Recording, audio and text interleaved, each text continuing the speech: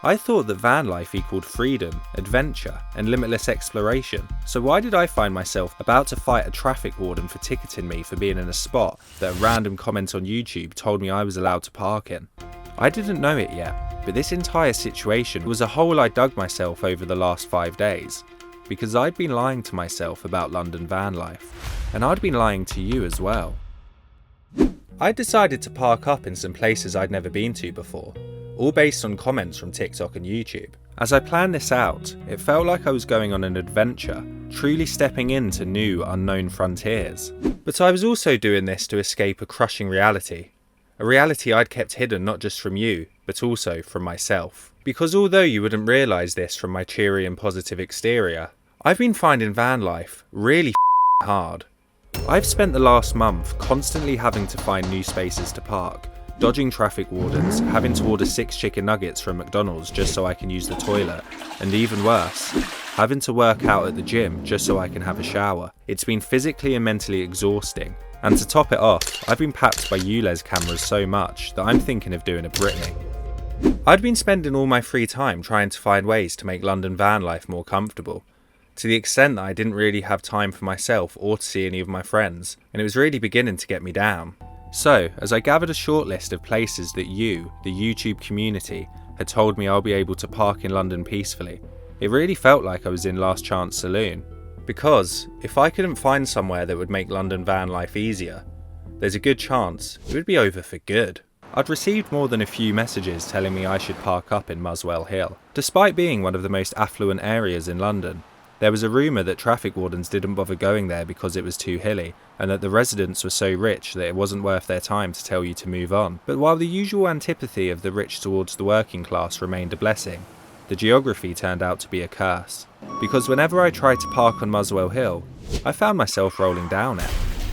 I couldn't be too upset that a place named Muswell Hill is indeed hilly. Luckily I had some bricks I could put behind my wheels to keep the van in place. Once I was sufficiently bricked up, I tried to make some lunch, but found that the incline made this very difficult. I was keen not to let this get me down, so I went out to explore the area instead. The actual hill on which Muswell Hill was built was formed during the Ice Age, a 2002 film starring Ray Romano. It has all of the essential amenities close by, like a Gale's, an Everyman cinema, and this crocodile-themed gift shop. As I explored further, I liked what I saw from Muswell Hill. There were a lot of pubs, including a Wetherspoons for people who like to spend less than £7 on a pint. And so far, my tip was right. I hadn't seen a single traffic warden, and the locals here didn't even seem that posh. In fact, going off of local house prices in the area, they're not even millionaires. See? Just as poor as us. I made my way back to the van feeling relieved. I'd found a forever home from my very first suggestion. But upon my return, my dreams soon came crashing down, because someone had removed the bricks from under my wheels, and the van had rolled down a hill. I left Muswell Hill, disappointed with the new dent in my van, but optimistic about what the next spots might bring. A lot of people had recommended Epping Forest to me as a haven for campervan living. I was a bit worried arriving, as large expanses of nature remind me of the emptiness of life and make me feel anxious. But even I had to admit, this place was amazing. The dense London smog of car fumes and cannabis vape clouds had been replaced with the scent of forestry woodland and what I can only assume was other non-cannabis smells. And somehow, even though it was outside of the ULEZ zone, the nature here was thriving. As I ran my hands along the beautiful trees, I couldn't believe that such a place even existed in London. Wait, I was in London, right? I searched the map desperately for validation. I couldn't have left London, could I? But there it was, looking me in the face. I had left London, and I'd arrived in Essex. How could I have missed all the signs? The sunbed shops, the Turkish restaurants, the road sign that literally said, "Welcome to Essex." Now you might be wondering why I had such a problem of being in Essex. And it's part of a dark secret that I've been keeping all this time. It's something I'm not proud of in the slightest. I'm actually from Essex.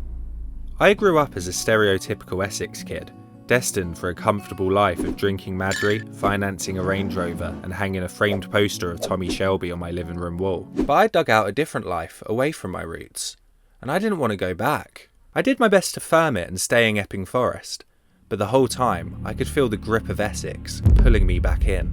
At first it was subtle, but before long it was clear that I was being pulled back in, and I needed to act before it was too late. I called the doctor to see if there was anything they could do, but when I got through to them, I was too far gone. Setting girl, you alright? Setting girl, you alright? Setting girl, you alright? Disoriented, I forced my way to the driver's seat.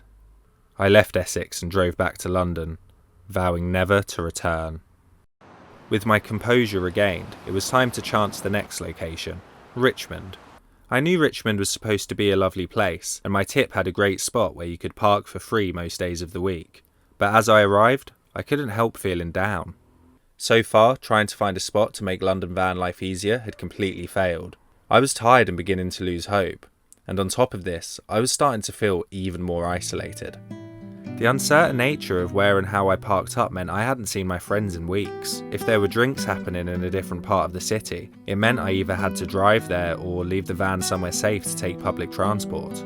Both of which were becoming increasingly difficult, meaning the tougher it was becoming to do van life in London, the more alone I was feeling in the process, and I wasn't sure how much longer I could keep this up. I tried to cheer myself up and give Richmond a fair chance in the process. I knew that Richmond was the setting of one of the most average TV shows ever made, Ted Lasso.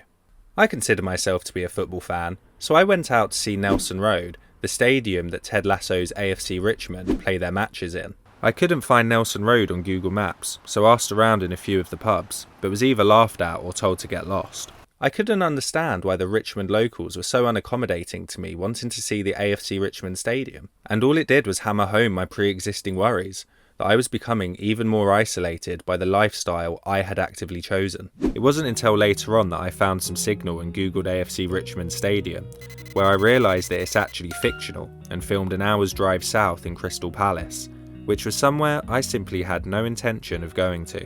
Richmond had felt like it was my last chance to find a park up that would keep me in the city, and while it worked on a superficial level, it just hadn't given me the assurance I needed on a spiritual level to be sure that I should continue doing van life in London. So I packed my things and got ready to leave.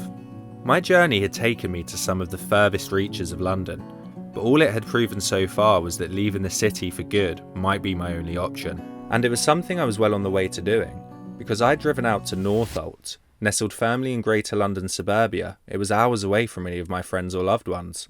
I'd had the frank realisation that London van life was too chaotic and stressful to maintain proper social relationships.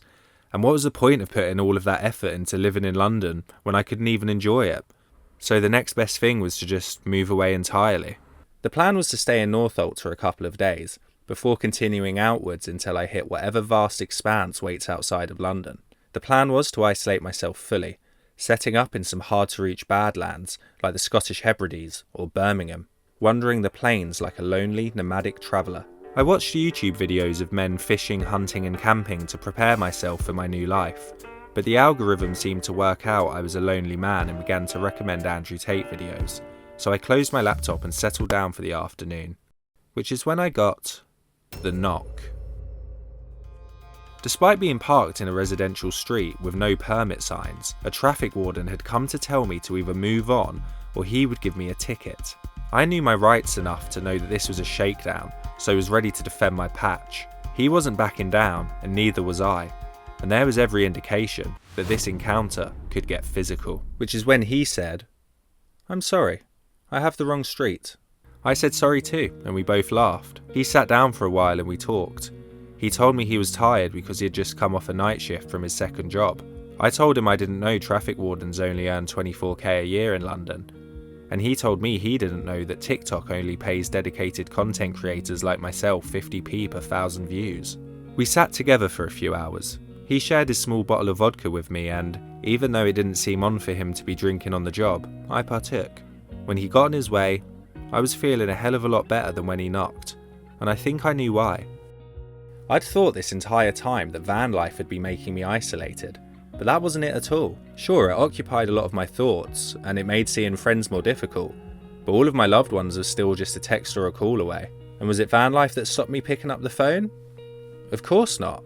We're living in a society that's more work-focused and stressful than ever, and people feel like they have less and less time to spend with the people in their lives. And when you couple this with the fact that everything's getting more and more expensive, it's way too easy to get stuck in the rut of working and surviving while forgetting to enjoy anything. And this is exactly what had happened to me. I let the stress and worry of doing van life get in the way of exactly why I started doing it in the first place. To have more time and money to do the things that make me happy. So, when the traffic warden left and I slept off the vodka, I didn't drive the van further out. Instead, I turned around and drove right back into central London, ready to dive back into London van life harder than ever before.